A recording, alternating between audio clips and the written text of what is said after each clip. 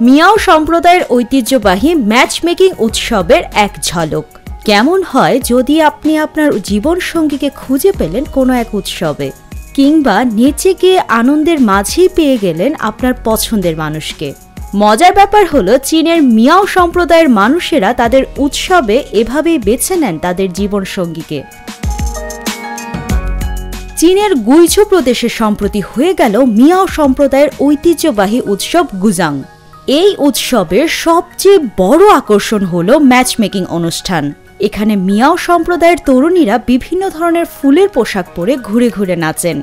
তারা নানা ধরনের অলংকারে নিজেদেরকে সুন্দর করে সাজান।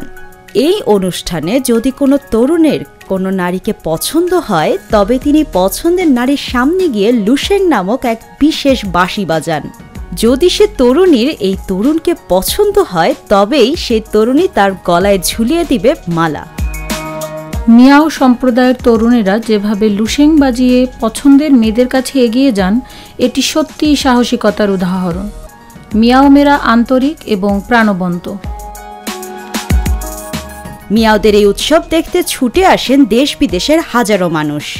তারাও উপভোগ করেন এই বর্ণিল উৎসব।